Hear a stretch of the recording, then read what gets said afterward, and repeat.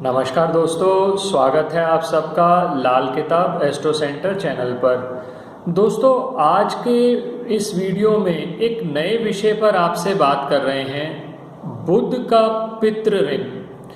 बहुत बार आप देखते हैं कि आप अपनी कुंडली के हिसाब से उपाय कर रहे हैं, लेकिन उन उपायों का आपको कोई भी लाभ नहीं मिल रहा। और ऐसे में अगर कुछ सिम्टम्स आप देखें, जैसे सबसे पहला सिम्टम, अगर आपके दांतों में निरंतर समस्या आ रही है, समय से पहले दांत आपके खराब हो गए हैं, नसों से संबंधित आपको दिक्कतें आ रही हैं, आपके व्यापार में, खासकर व्यापार में दिक्कतें बहुत ज़्यादा आ रही हैं, आप कुछ उपाय करते भी हैं तो आपको कुछ टेम्पररी रिलीफ मिल जाता है, लेकिन उसके बाद स्थिति वहीं की वहीं वापस लौट जाती है।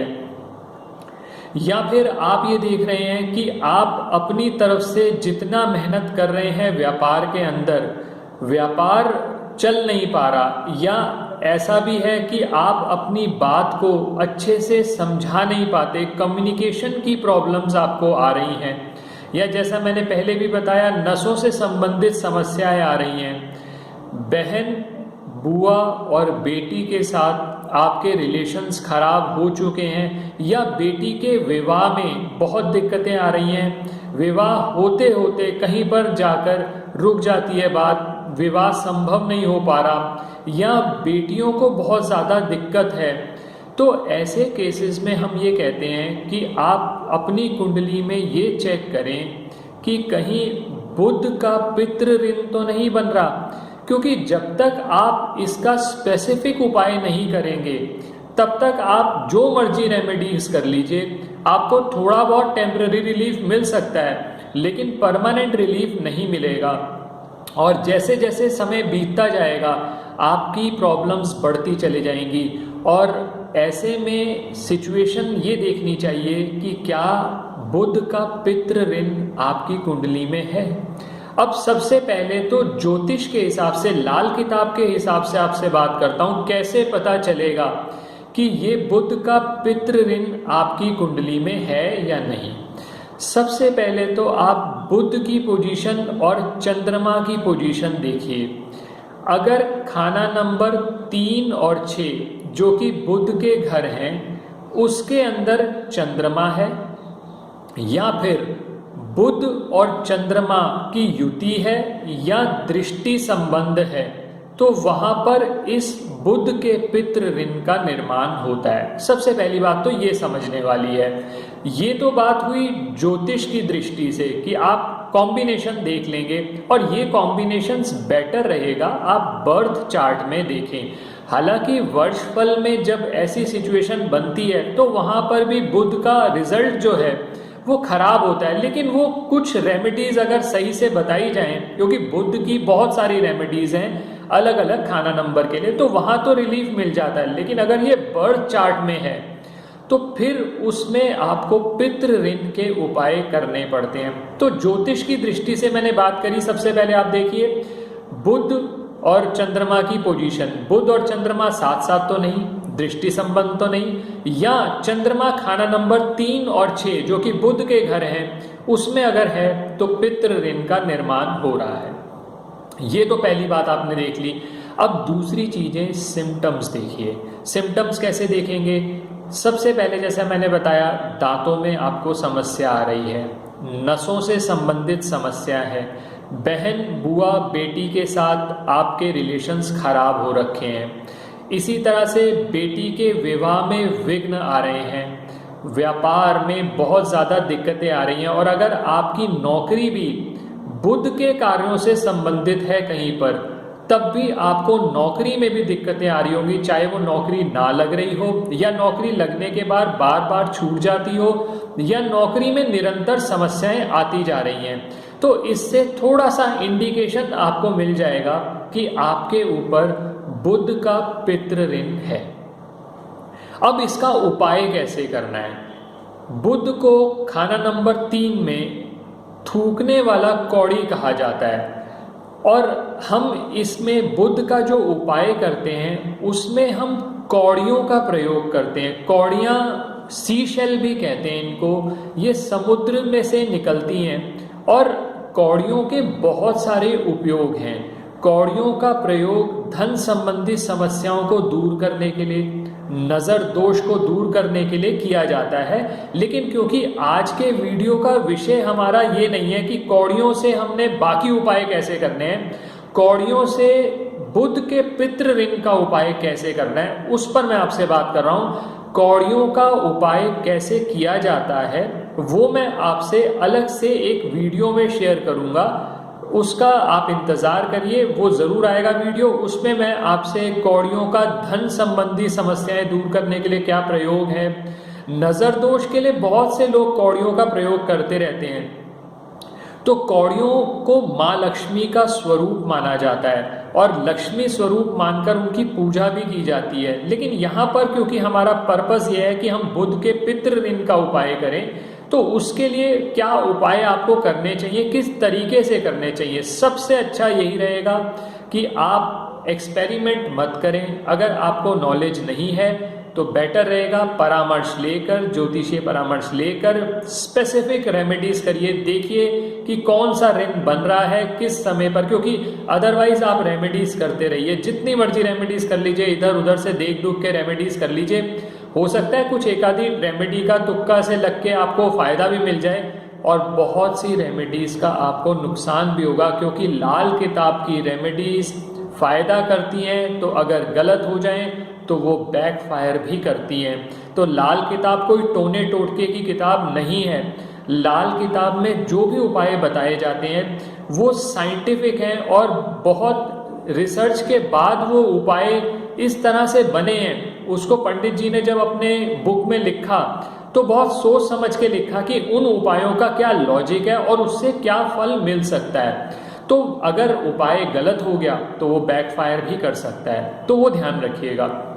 अब उपाय करना कैसे है, आपको कौड़ियाँ लेनी है। कौड़ियाँ कितनी लेनी है, सबसे अच्छा रहेगा कि उसकी क्वांटिटी मिनिमम 300 ग्राम तो रखें ही रखें, क्योंकि खाना नंबर 3 में बुध या चंद्रमा है या चंद्रमा खाना नंबर 6 में है, तो मिनिमम 300 ग्राम की क्वांटिटी तो आपको रखनी है। इससे ऊपर ले लें। हमें यहाँ नंबर से मतलब नहीं है कि कौड़ियों का नंबर कितना होना चाहिए, आप क्वांटिटी ग्राम्स में ले लीजिए। मार्केट में कौड़ियाँ ग्राम्स में भी मिलती हैं, क्वांटिटी में भी मिलती हैं, आप वहाँ से ये कौड़ियाँ ले सकते हैं। अगर आप नेट पर भी सर्च करना चाहेंगे, नेट पर भी आपको मिल जाएंगी, हालांकि वो प्राण प्रतिष्ठित नहीं होती, लेकिन फिलहाल इस उपाय के लिए आप जो भी कौड़ियाँ आपको मिल जाएं, आप उसको पीली कौड़ी आप लिखेंगे, पीली कौड़ी लेनी है।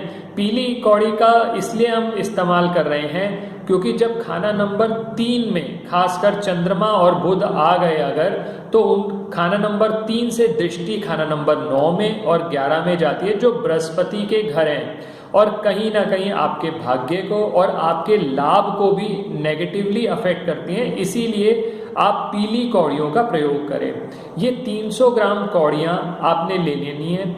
ये 300 ग्राम कौड़ियाँ आप किसी भी मिट्टी के बर्तन में डालें, उसमें थोड़े से आप लकड़ी डाल दें, देसी घी डालें, कपूर डालें, कोयला डालें, इनको जला लें अच्छे से, जला के राख बन जाएगी। कौड़ियाँ जो हैं लाल किताब में बुध का रूप मानी जाती हैं और जो राख है वो भी बुध है। जब ये कौड़ियाँ राख बन जाएं तो आपको जिस व्यक्ति की कुंडली में ये ऋण का निर्माण हो रहा है उसको जाकर जल प्रवाह करके आना है। कोशिश करिएगा दोपहर 12:30-1 बजे से लेकर शाम के सूर्यास्त से पहले ये रेमेडी आप कर लें। जब आप ये कौड़ियाँ जल की राख जो है जल प्रवाह करने जा रहे हैं तो ये ध्यान रखिएगा आपके सामने कोई व्यक्ति ना आए, नहीं तो नुकसान उसका भी हो सकता है। तो आप ये पहले ही हिदायत दे के रखिए कि आपको ये राख कलेक्ट करके जल प्रवाह करने जाना है, तो सामने कोई ना आए। कोशिश करें आप अकेले ही जाएं, जिसकी भी कुंडली में है। अगर कोई साथ, अगर किसी वजह से किसी के साथ जाने की ज़रूरत है, बहुत अच्छी बात है, चले जाए, लेकिन जब आप घर से निकल रहे हैं तो कोई सामने ना आए। अब इसके लिए पैसे कैसे इकट्ठे करने हैं, क्योंकि जो ये कौड़ियाँ लेनी है, चाहे 300 ग्राम हो, 400 ग्राम हो, 500 ग्राम हो, इसके लिए अपने कुल खानदान के सभी व्यक्तियों से एक एक कौड़ी के पैसे या कुछ कंट्रीब्यूशन, चाहे वो आप 10 रुपये रख लीजिए, चाहे 50 रुपये रख लीजिए, आप उनसे ले लीजिए। और जो व्यक्ति कंट्रीब्यूशन आपके खानदान का नहीं देता, उस केस के अंदर उसका 10 टाइम्स आप डाल सकते हैं और ये कौड़ियाँ लेकर आ जाएंगे आप। और जिस तरह से मैंने बताया है, आप बुधवार के दिन ये उपाय करेंगे। ध्यान रखिएगा, चतुर्थी, नवमी और चौदस उस दिन ना हो। और कोशिश करें कि ये उपाय, जैसा मैंने बताया, आप 1 बजे से लेकर सूर्यास्त से पहले 4-5 बजे तक ये कंप्लीट कर दीजिए उपाय। जब घर में वापस आएंगे उपाय करके, हाथ पैर धोकर ही आप घर के अंदर एंटर करें, तो ये उपाय आपका कंप्लीट हो जाएगा। ये तो एक उपाय हुआ। दूसरा उपाय जो कि थोड़ा सा मुश्किल लगता है, लेकिन बहुत ज़्यादा मुश्किल नहीं होगा। सिर्फ इसमें दिक्कत ये आती है कि इसके अंदर 101 कन्याओं को देसी घी का हलवा बनाकर खिलाना है एक ही दिन में। सिर्फ दिक्कत ये आती है कि आप 101 कन्याएं कहाँ से, किस तरह से अरेंज हो पाएंगी कि जिनको आप खिला सकें। अगर आप ये उपाय कर दें, जैसे एक आपने कौड़ी वाला उपाय किसी एक दिन कर लिया, एक बुधवार कर लीजिए, अगर हो सके तो उसी दिन ये उपाय कर लीजिए, या फिर आने वाली नवरात्रि में आप 101 कन्याओं को देसी घी का हलवा बनाकर खिलाएं, तो इससे ये बुध के पितृ ऋण से आपको पूरी तरह से निजात मिल जाएगी। और फिर जो आपके व्यापार में धन संबंधी दिक्कतें आती हैं, पैसा फंस जाता है, या आपको ये लगता है कि आपका व्यापार चल नहीं पाता, कुछ उपाय करते हैं, थोड़ा बहुत रिलीफ मिलता है, फिर नुकसान होने लग जाता है, तो वो नुकसान से आप बहुत हद तक बचे रहेंगे। इसके अलावा अगर आपको दांतों से संबंधित कोई दिक्कतें आ रही हैं या बेटी के विवाह में दिक्कतें आ रही हैं, तो वो सब दिक्कतों का भी निवारण होगा। बस ये ध्यान रखिएगा, ये उपाय आपको सिर्फ उन्हीं सिचुएशंस में करना है जिन सिचुएशंस में मैंने बताया, यानी बुध और चंद्रमा की कहीं युति हो, बुध और चंद्रमा का दृष्टि संबंध हो, या चंद्रमा खाना नंबर 3 और 6 में हो, तो फिर पितृ ऋण का निर्माण होता है बर्थ चार्ट में। आपको उन्हीं केसेस में करना है। ये जनरल रेमेडीज नहीं है कि जहां पर आप उठाकर कोई भी रेमेडी कर लेंगे, अदरवाइज आपका नुकसान हो सकता है। और बेटर रहेगा, जैसा मैंने पहले भी बताया, ज्योतिषीय परामर्श लेकर ये रेमेडी करेंगे तो ज़्यादा अच्छा रहेगा।